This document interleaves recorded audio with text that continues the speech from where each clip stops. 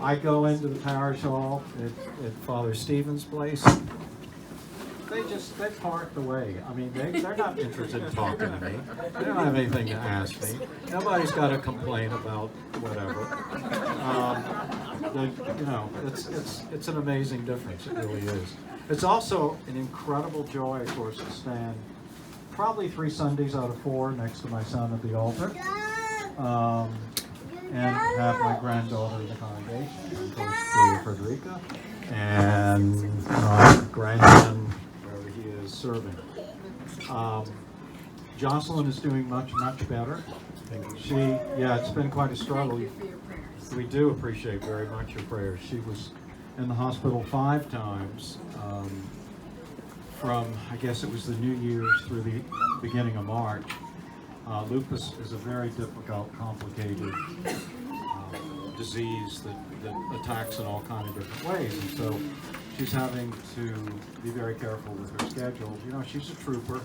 She's a hard-working, dedicated lady, and she's doing everything she did. But we're very, very grateful that we were there to help out. I mean, we weren't like 100% sure it was the right time to retire, but having come through the last few months in Tennessee, we're absolutely sure that God had his hand on us to do that. So yes, I'm still serving at least part-time in Anderson, South Carolina as well, sometimes in North Carolina, but most Sundays I'm in Johnson City. So, and our house is like 99.9% done, and we're no longer having to live in the bedroom wing exclusively, and we got to rebuild kitchen, rebuild living room, dining room, so forth and so on. So it's a lovely area. We're surrounded by mountains. The wildflowers are gorgeous, and it's the most saturated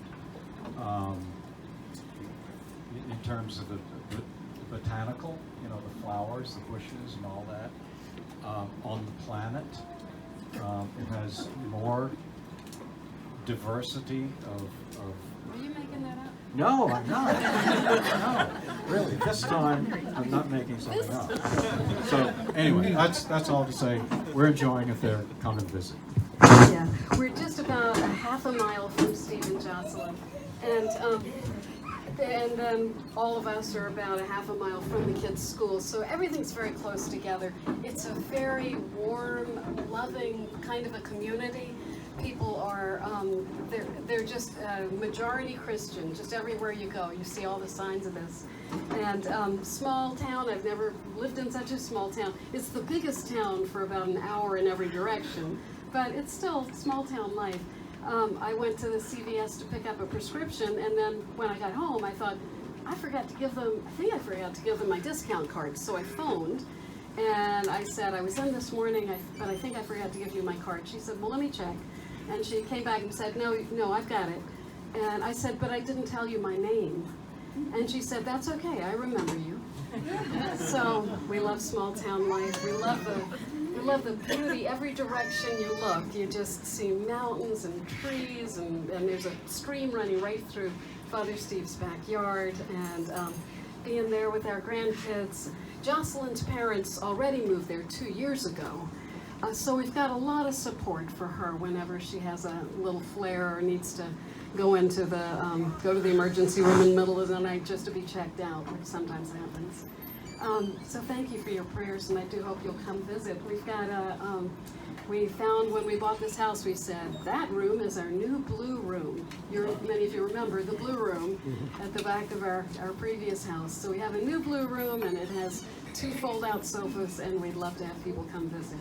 Yes, Elaine. How far are you from the Mattingleys? How far are we from the Mattingleys? I think it's about an hour and a half. So it's not real easy to see them, but he's been up a couple of times, I think. Yeah, so that's nice. The town we're in is called Johnson City. Johnson City, and the closest town is Bristol, which you might know because of the Bristol Raceway. This is like the big thing, the big university that's a half mile from our house. You can major in, bluegrass music, or you can major in race car management or race car driving or something. Anyway. So, and the southern, I thought I knew what a southern accent was.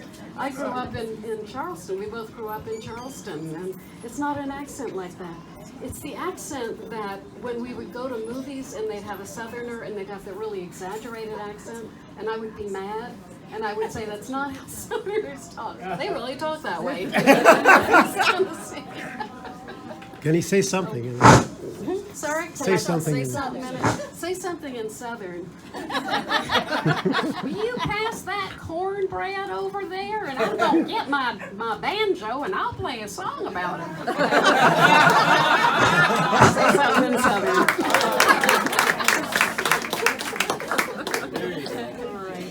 So, Father spends a week a month with his mother and then one Sunday at Anderson. So we're mostly together now, and we just love it there. And I keep writing and traveling and speaking, and we love being here. If we have to travel, this is where we really prefer to be.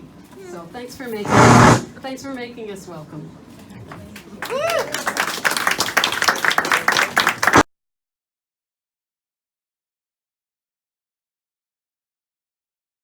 Will you pass that cornbread over there, and I'm going to get my banjo and I'll play a song about it. Say something in Southern.